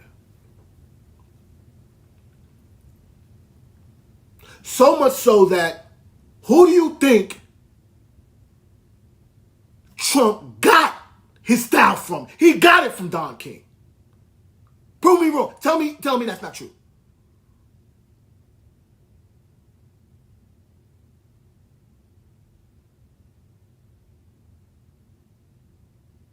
Don King was a registered Republican. Don King was trying to push business.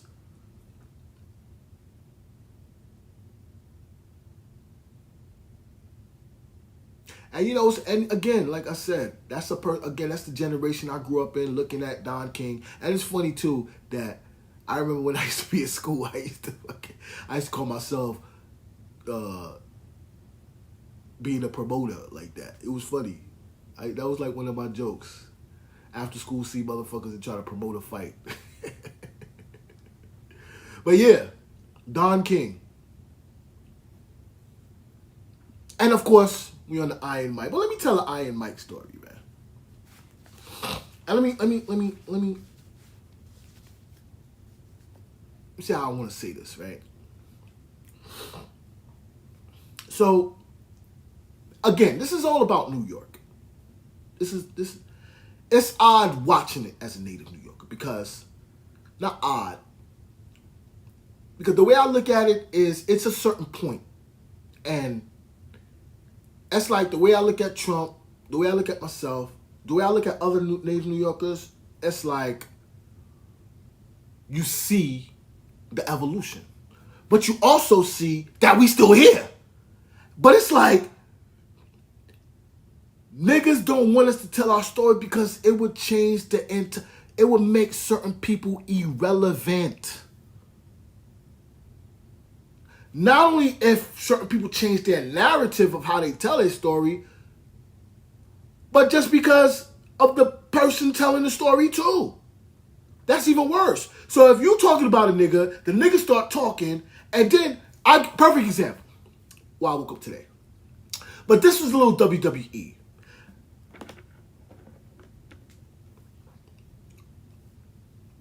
We'll talk about King Tut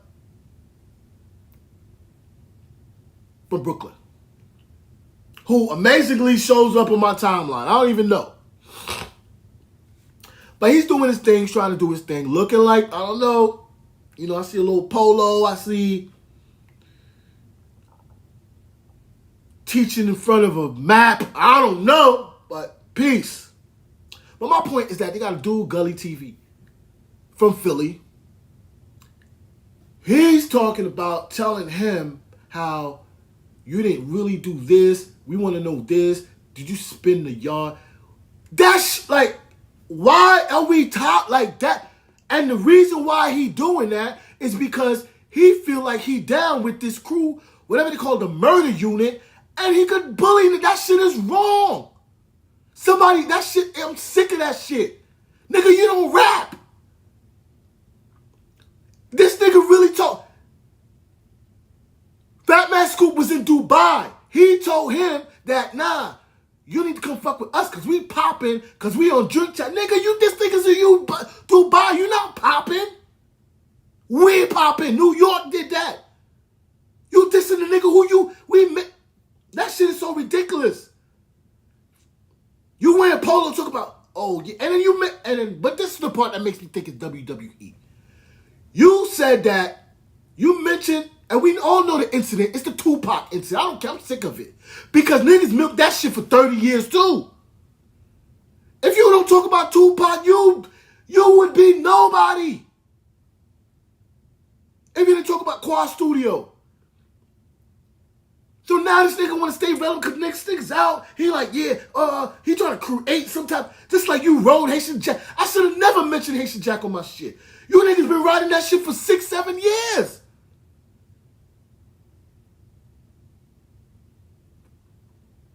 Not that I'm defending them, because I know them niggas hate me too.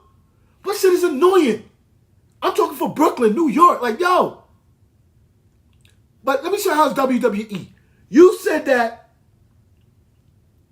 you mentioned a dude who said that he wasn't messing with King Tut. Right? And you mentioned in Whack 100, something about Whack 100 said that he could get Haitian Jack could get King Tut on the phone, right?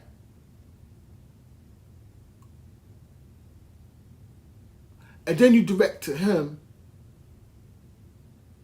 about some dude who he not down with. Right? You gotta follow the story. What I'm trying to say. I'm trying to say it in a way that's like, so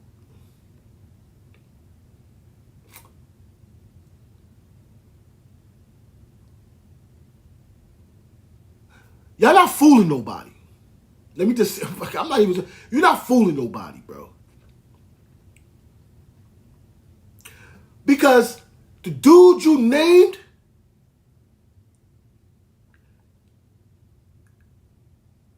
his crew is down with Rowdy Rebel. So how Rowdy Rebel was in Los Angeles? Chilling. But y'all want to say, y'all want to act like y'all got some type of beef? Oh, Whack said, yo, I'm not fucking with Whack. Whack can't get me on the show. Blah, blah, blah. This, he don't know this. Blah. That shit's just keeping on y'all name up. But if it's not, dude from Philly, like, yo, if I was from New York right now, let me tell you something. If you're a native New Yorker right now, enjoy yourself. All right? Go outside. It's 60 degrees in New York anyway. Pass by a mural, all the murals of the niggas who died in New York, and say, nigga, we made it. Trump is the president, fuck it. Say that shit. Because guess what? If a nigga from Georgia was the president, that nigga could be whiter than goddamn Snow White. Them Georgia niggas and wherever they at would be fucking with him. Don't let them fool you. That's one thing as a Haitian American. I never put you think I ever open my mouth in the business between African American and a white man? I'll be dead in the back.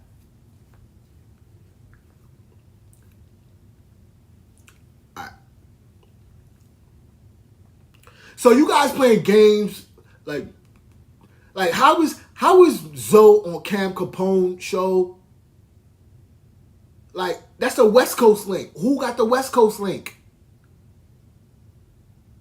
Haitian Jack? Whack? How he getting on that show? But then I'm supposed to believe that. And you mentioned the nigga name so loosely. This nigga's a. Anyway. Anyway, I see y'all. Everybody doing your thing out there. Looking like me. Right? Now. So while people want to tell me F Trump, this and that, right? That's what they say. I turn on the radio, AM radio. AM radio. First song, Annie Up, M.O.P. Next song, More Money, More Problems. I turn on R&B station. First song, Can't You See? And you want me to be like, feel unhappy that Trump is the president? To please who? People who hate me?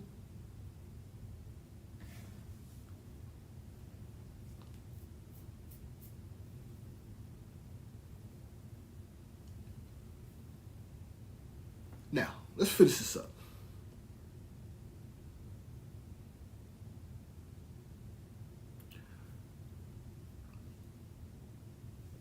Like I said, definitely feel vindicated on many levels. I feel happy for right now. Definitely trying to take things to the next level. And today I also had a chance to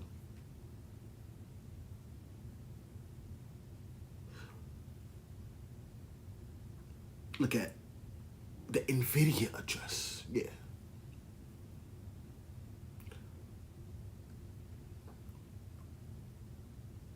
Yeah, talk about that too, expert. They were unveiling a new chip. Because we study it from all levels. We don't just study the stock price. We study the technology too. Like a real black president.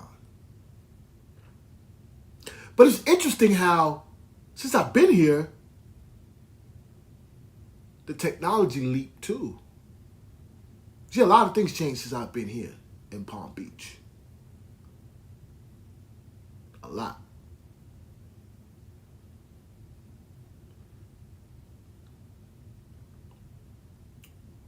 Finally, let me talk about this little something too. The Dame Dash sale, and this goes and this is what's fucking up hip hop media too, man. Listen, people are already trying to spin it. There was an auction of Reasonable Doubt, and nobody showed up to buy it, etc. Now, people are painting that as an L for Dame Dash and not Jay-Z.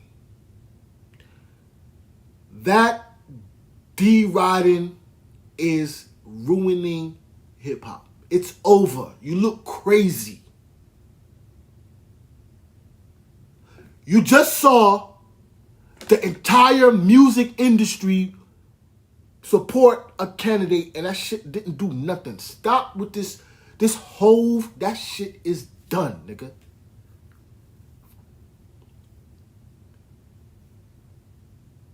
Because I know I'm true and living too. Now, as it relates to that, now I can talk about The Rock easily. And I'm not taking sides. Because, Dame Dash, I'm sure you scumbag me too. Because how in the world Clark Kent lives in Brooklyn, Union, Troy, and Schenectady, you know him, but you don't know me?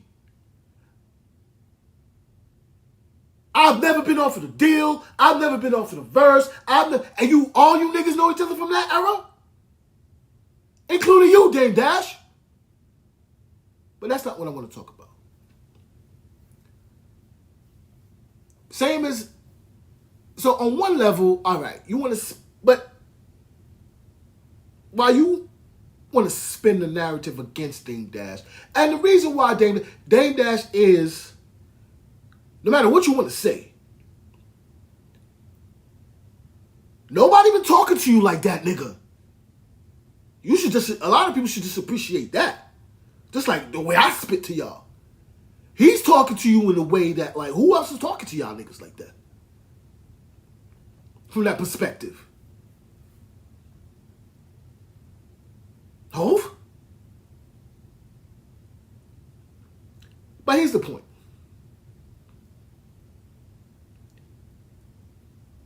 You can spin the narrative any way you want, but yo, shit crazy, and justice has to be served, yo. That's why I'm gonna keep coming back. You can spin it that way, but the other way is, if you're Basquiat, if you're Picasso, baby, why didn't your first joint sell for $100 million? That's what we want to know. Why isn't that the question? You Picasso. You Basquiat.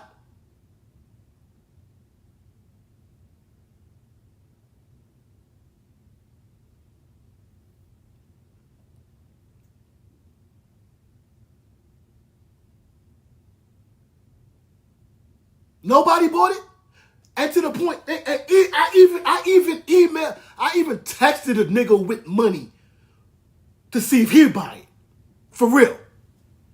But see, see, you have to be able to say that without a nigga not pulling a gun out on you, you feeling like you're not going to be down, you feeling like, oh, they gonna call you a hater. That's why I'm easily do, because I've been on my own path, which is where I am now.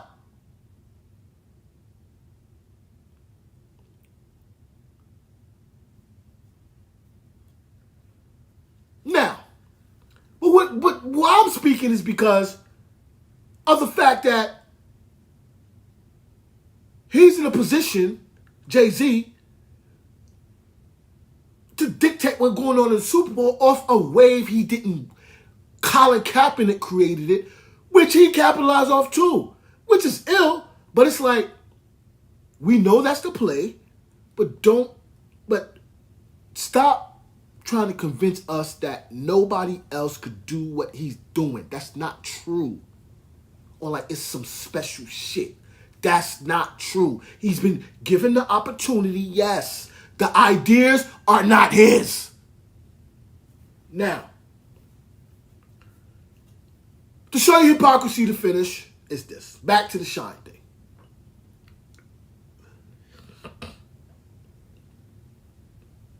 The way that he's acting in relation to Puff Daddy, to me, is disturbing. But let me say this thing right here. For hip-hop.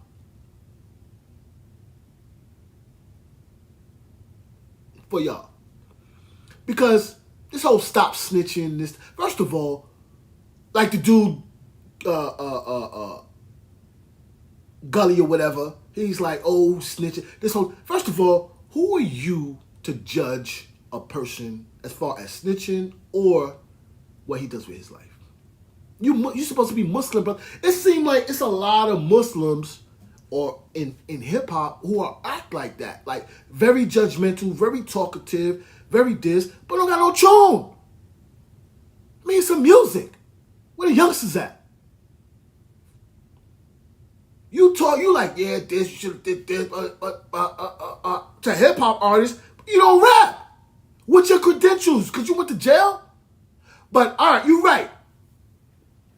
So Shine is up there. He's like, yeah, again, a nigga who thinks that he's intelligent. Listen to this. Like I told you before, how Kim Osorio, in her book, she was taken aback that a nigga was reading. And listen to this.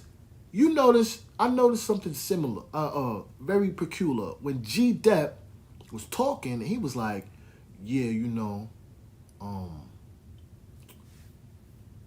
he was in the studio and he looked up and he seen Shine on TV. Now, how did Shine get on TV like that? Because there is a cabal. Like how Kim Osorio is like, oh, yeah, I'm going to call Ebro. See, that's why you lost. These are the people making decisions who have their own political orientation. Y'all are the gatekeepers. Now,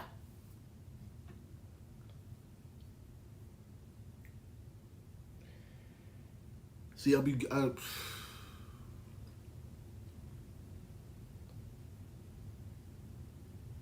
finish this up, man. So, you so intelligent, you know that niggas is on some old, yeah, stop snitching. So you keep putting that in people's minds to get that credibility while you play politician. Good move. I like that. That's cool. That's cool. You don't got no tune, though. You living off that one tune. But, yeah, all right. But here's the thing about it. So you want people to give you respect for not snitching and taking the charge. You're right. And you get to talk about it, tell your story, tell this, talk about Puff, blah, blah, blah. But D. Haven can't talk? How? The nigga who put up, how? He can't say nothing? Because it's Hove? That's wrong. That's wrong. That's wrong, yo. That's wrong. That's wrong. That's wrong. Stop holding hip-hop hostage like that. I'm going to keep talking. I don't care. I don't care.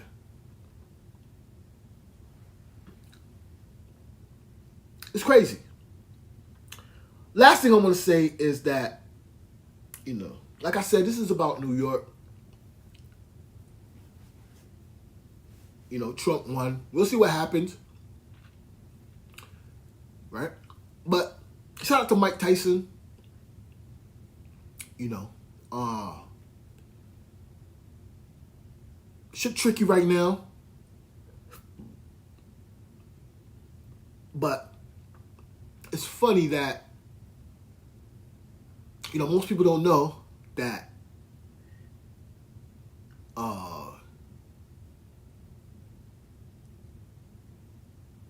in my rapping days, you know, when I was rapping, like I said, I'm from Flatbush. I'm from Brooklyn. I rep Flatbush as a stylistic thing, but I rep Brooklyn, I rep New York, right? So seeing Mike Tyson, it's just, like I said, it's like a 360 moment, how I feel. I feel good. I like my ideas. I'm ready to move forward. All seriousness. I'm going to keep going. You want to contact me at www.blackcprezidon.com. Now, as far as the Iron M.I.C.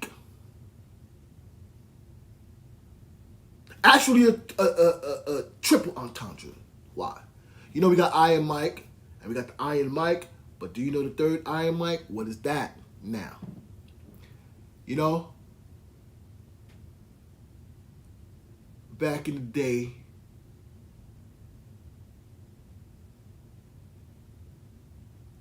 Mike Tyson actually had a record label that I auditioned for in Brooklyn.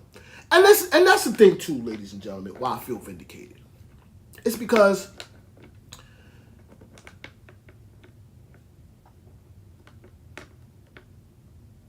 as soon as I know I probably have a ton of shit niggas got from me, bro. A ton. It frustrates the shit out of me. Because I know that people are waiting for me to die, and there's going to be so many books, so many this, so much that. Right? So when I wanted to be able to control my shit, that's when everybody started to hate. Once I had the attitude like, nah, this is business, I'm not doing shit for free, blah, blah, blah, blah, blah. That's when people started to really not like me, right?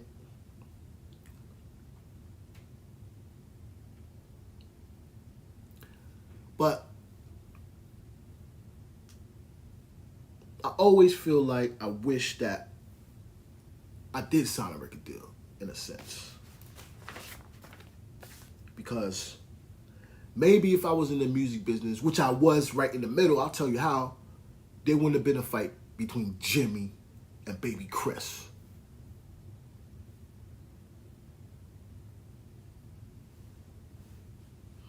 You know what I'm saying? You know? Maybe if I was signed to Iron M.I.C. And the reason I was saying that too, like I forget, because I remember going there, we had a freestyle, and it was dope. You know what I'm saying? Shit was dope. I think it was Short Man. Short Man, I don't know if it was you, but so that was downtown Brooklyn. So that's how I feel. I feel like Don King, the Pan-African, the dude who threw a Muhammad Ali fight in the Congo 50 years ago. Yeah.